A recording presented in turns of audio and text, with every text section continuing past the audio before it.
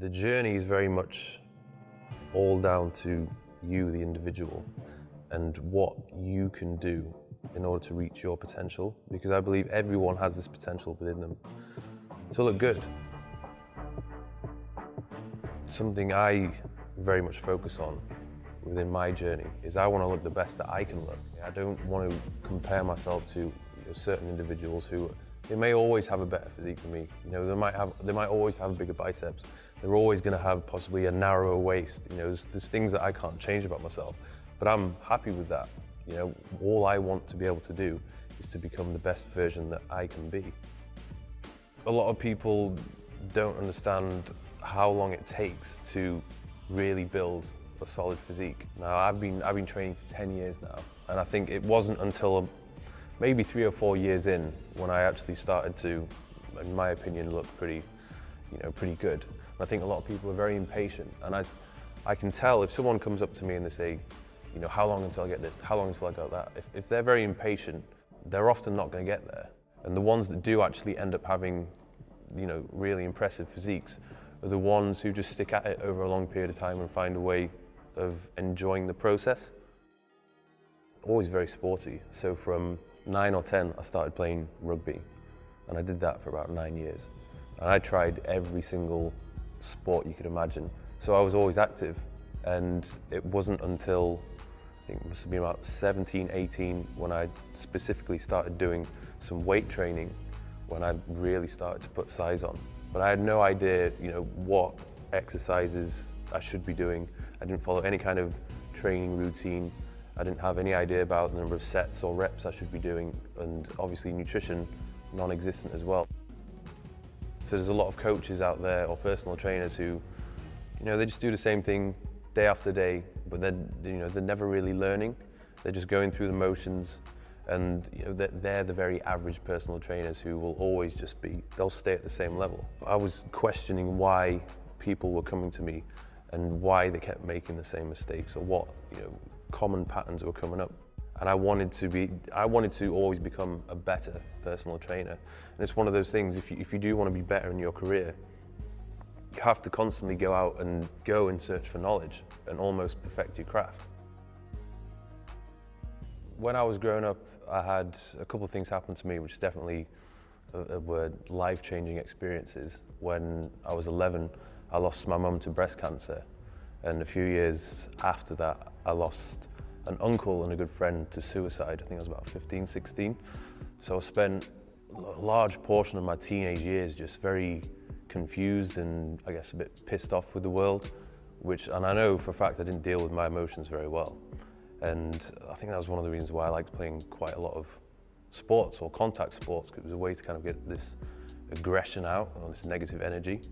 And I think it's one of the reasons why I have such a passion for the gym, because it's a way for me almost every day to release this negative energy. It's almost like a meditation. Like every time I train, after every session, I would just feel so calm and relaxed and chilled out that I just found it extremely addictive.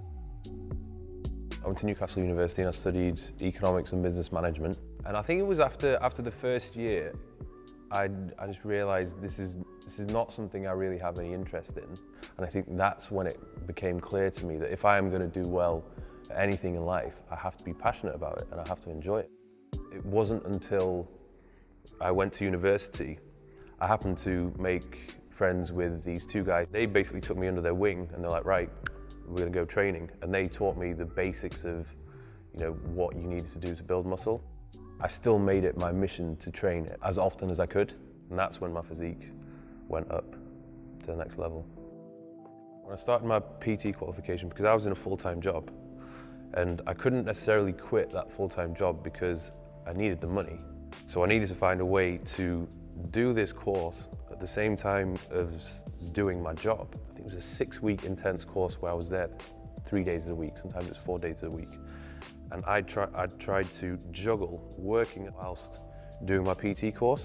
So it was ridiculous, it was insane. Like I wasn't sleeping much, I was trying to get my training in, but this was all just because I needed to get that qualification under my belt so that we go straight into my personal training.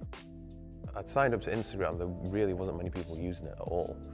And I thought it was pretty cool. You could just put pictures up and, you know, people would like your photos or whatever. It was the first time people from outside of Newcastle, I guess, were giving me some kind of, you know, a thumbs up or a pat on the back for looking the way I looked. YouTube was definitely a thing then, but I hadn't even contemplated, you know, starting with that platform. I think mainly because I just hated being on camera.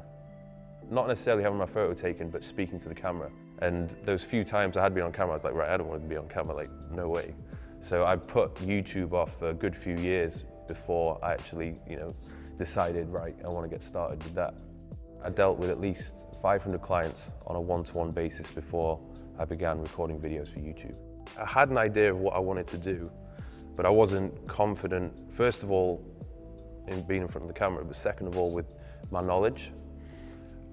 Because, you know, there's a lot of people out there, well, the people who are on YouTube who seem to know what they were doing. I mean, there was a lot of people who didn't know what they were saying, but I thought, you know, I can't be on camera and say this because I'm not 100% sure about whether that is, you know, a fact or not. So what I decided to do, you know, when I had my studio, I wanted to get a bit more experience under my belt with clients and with my own training, implementing a few different practices, you know, training techniques and nutrition, before I could, you know, realistically start talking about it and, you know, explaining those methods and the effects that they would have on people. One of the main reasons I put my YouTube channel together was just to help people out. It wasn't like I put the channel together to make money from it. I didn't even know you could make money from YouTube. It was just this huge frustration I had when I would go into commercial gyms and I saw everyone just doing exercises wrong or making the same mistakes over and over again. And it would be great if I could, you know, go up to everyone and be like, no, you shouldn't do this, you should do it this way. But if I did that, I would spend the whole of my session helping other people to become better at lifting. So I thought to myself, well, with this YouTube channel, I can at least educate people on how to lift properly, how to prevent themselves from injuring themselves, and how to stop, or at least not make the same mistakes which I did. And I believe that's been a massive help for a lot of people. And obviously I'm still going to continue to make these mistakes. You know, I'm 27, I'm still always learning. In terms of where I get my inspiration from, I don't really need to look for external sources of motivation or look up to people. The motivation definitely comes from within me, and a lot of the time I'm most motivated when I let myself go a little bit slack with training or nutrition. I see my physique slip a little bit. It's often the case I get a bit slack with the nutrition, so I'll probably put on a little bit more body fat than usual. And when I start to see the definition slip a little bit, I'm just like, whoa, like, what's going on there? Like, that's not acceptable. So I'll see myself in the mirror, I'm like, nah, we're gonna sort this out. What motivates me to get out of bed? I'll be quite honest, there's been a period in my life, particularly at the end of last year, where I was struggling to find the motivation inside of me. I don't know what it was, but I think what is a big helper for me is to know that I'm inspiring a lot of people to change their lives or to better their lives, particularly with my YouTube channel. You know, there's millions of people who are watching my videos and who are benefiting from them. So it almost feels like I do have a purpose to continue doing that, to continue inspiring people, you know, motivating them and educating them. But I guess it's like everyone has those days where they're not motivated. It's very hard to wake up and just be constantly on it and to be hungry to smash the day. If I ever do have those days where motivation is low, exercise usually always sorts me out. Even if it's just going to the gym, doing a bit of cardio, walking on a treadmill, it kind of, you know, gets me in the zone. Or just listening to something inspiring or listening to a podcast, it just gets everything ticking. It's hard. You've got to find what motivates you. You know, I get asked a lot, you know, oh, you must live in the gym. You know, how often do you spend, you know, training? And it's not as much as you think. I do 3 days on, 1 day off, 3 days on, 1 day off, and I'm in the gym for an hour. That's it. But my goal is to make that hour in the gym as effective as it possibly can be. It's always quality over quantity. I think recently I've just understood the importance of recovery, because it's very easy to, once you get kind of hooked on something, to want to keep doing it and to do it every single day. I think a lot of people need to understand. I think if you just focus more on the intensity and effectiveness of your training sessions, maybe get a few things sorted, outside of the gym, sleep a little bit more, improve the quality of your nutrition, reduce your stress, you will find that your body will naturally, improve and your rate of progress will definitely increase.